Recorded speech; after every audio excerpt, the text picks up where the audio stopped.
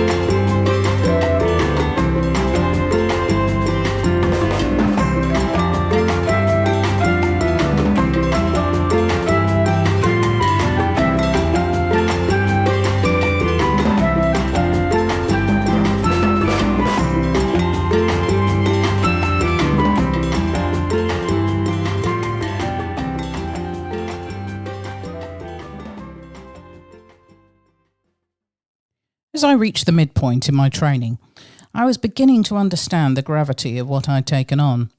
Up to this point, although I passionately believed in my choice of career, I still had many doubts that I could or would succeed at this.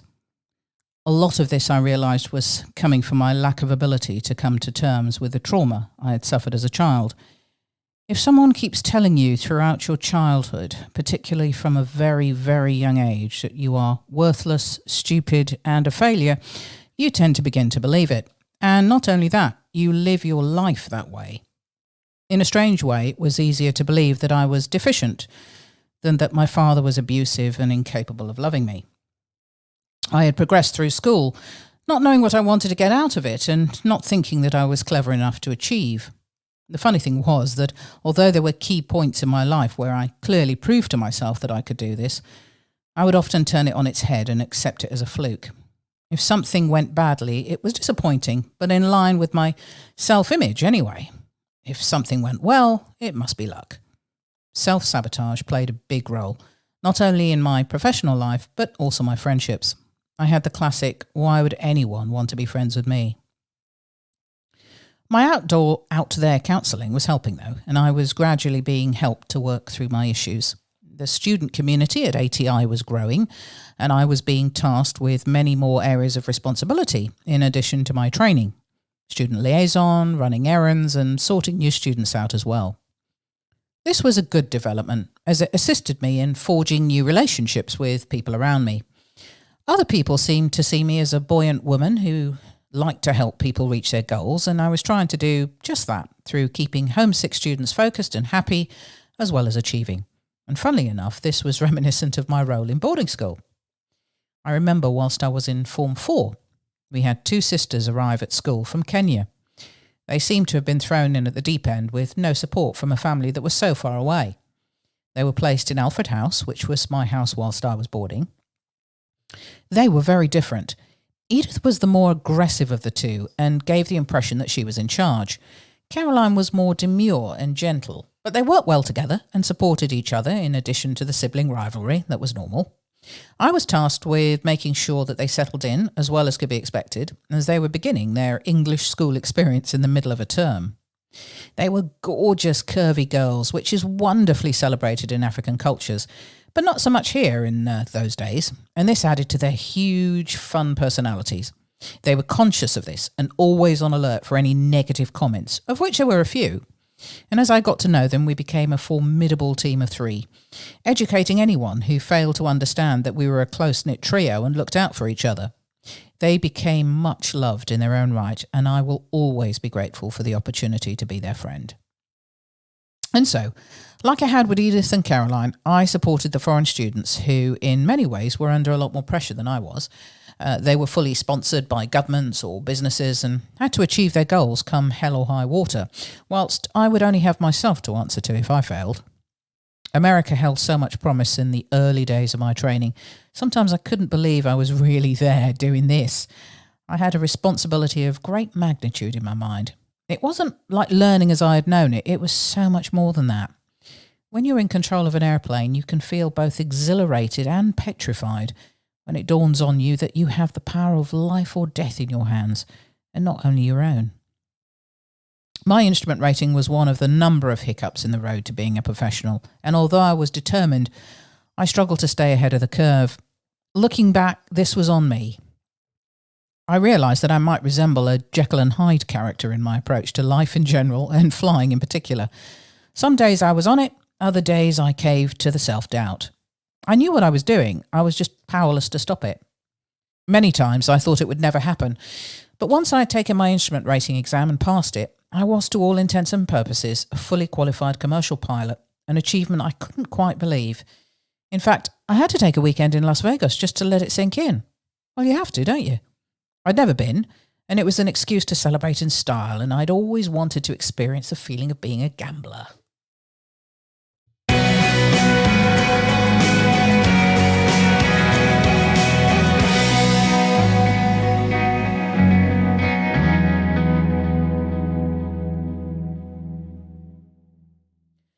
I decided to hire my favourite Cessna 172RG and, together with two friends, planned to fly to Las Vegas for the weekend. This was also the first time I would have flown over the Sierra Nevada mountains on my own. Interestingly, having passengers increased the nervousness, but increased the confidence. The flight was fairly uneventful until we began our climb to a safe altitude to cross the mountain range. This ensured that, should we have an engine failure, I had time to find a suitable landing spot. The winds had picked up as forecast, and the resulting turbulence was moderate to extreme. Sick bags became a necessity, and I was glad that I brought them with me. Single pilot operations were fun most of the time, but with all of my attention focused on keeping the aircraft the right way up, I had precious little time to do other than reassure my passengers that this would pass shortly. Our arrival into Las Vegas was near enough on time, and as we taxied to our designated parking spot, my passengers seemed happy to be on terra firma, in spite of looking distinctly off-colour. The weekend in Vegas was an eye-opener and a learning experience. The bright lights of the Vegas Strip were eye-watering and loud. The Las Vegas of today seems very different to back in the 1980s. We stayed at the Circus Hotel, which was pink, and has a circus right at the top of the building. Restaurants were open 24 hours a day, as was the gambling. And I still remember having won $250 on the slot machines and then treating everyone to prime rib at about 2 o'clock in the morning. We left Las Vegas very early on the Monday morning in the hope of not repeating our inbound Sierra Nevada crossing. The forecast was good and the whole return flight smooth, so I landed with some very happy passengers. Quite often in our downtime, the students would think about renting an aircraft and flying to Lake Tahoe Airport, which was approximately 3 miles southwest of Lake Tahoe itself, known for its beaches and ski resorts. The lads liked to attempt a ski trip occasionally, just so they could say they'd done it. So during one of our planning trips, it was suggested that we could perhaps make history by flying under the Golden Gate Bridge. The suggestion was met with nervous laughter and then silence, with the occasional muttering of, well, we could also make history by becoming a submarine if we misjudged it. The suspension above the bay is only 270 feet, and we would have had to have been that precise to pull it off. Chances are we would have got caught, sent home, or we'd have drowned. In the end, we all declined the offer in favour of living to fly another day. As we all progressed with our flight training, we would double up to test each other's knowledge of procedure and prepare for flight tests.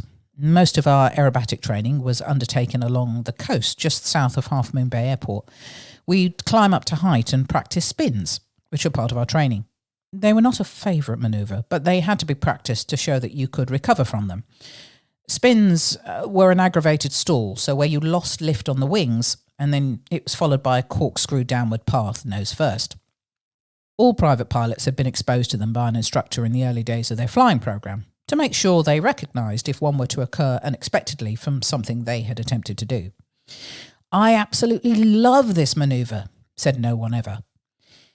In the end, I came to like them as I continued on my flight instructor's course, and so I did many of the set practice sessions with the students. Since we did this 6 days a week, we were very recognisable on the flight line, and we'd often have people approach us asking about the aircraft and training. More often than not, this was entirely innocent. However, we did have one or two occasions where we would be approached with offers of money to take bags or packages to airports in varying places. Whilst we were in no doubt as to the reasons behind the requests, I'm happy to say that no one to our knowledge was ever tempted to accept such an offer, no matter how lucrative, and all incidents were reported to the authorities. As I continued my counselling alongside my flying, I was encouraged to travel further afield if I could, whilst I had the chance.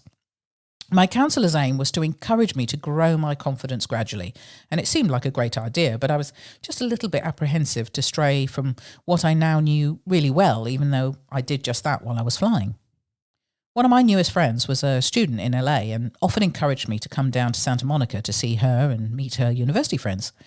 She was a keen private pilot, and I used to fly with her to share costs and give her confidence when she was visiting her parents in the Bay Area.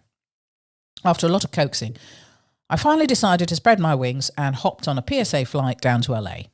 It all seemed surreal. Even though I'd been to a lot of airports in California and places like Lake Tahoe and Reno and Vegas, I had yet to explore Hollywood, and this was first on the list if I decided to go. With my mental health on the up, I took the plunge and I let myself be guided by someone else in a city that was iconic. I was nervous at the outset, but it was one of the best things I could have done for mind and body. I explored Hollywood, went to Disneyland, had tea at the Russian tea rooms. I guess I felt playful and free, and it was wonderful. I found a hitherto unknown part of myself that I didn't know was there or that had been buried for so many years, and I was able to enjoy myself without fearing a corresponding low after the adrenaline had left me. Looking back at that time, I would often not understand why it was so hard for me to do normal things that came so readily to those around me. I didn't understand my traumatized mind or why my behaviour was somewhat at odds with others. I had many, many more years to go before I'd be able to examine myself in detail and reach my comfort zone. What I didn't know at the time was that I was slowly starting to heal, and all these experiences would be instrumental in helping me get there. Thank you for listening. Your comments and reviews are very much appreciated. And thank you once again to Lucy Ashby for the dedicated editing of this episode. Now, in a departure from other episodes, I've included the entirety of the podcast music as we sign off on this episode, as many people seem to enjoy the selection that we play. It's also featured on the website, so please enjoy. In the next episode, I will introduce you to my flight instructor's course, welcoming my mum to San Francisco, and I embark on my new journey as a flight instructor and my first officially assigned student. Thank you and goodbye.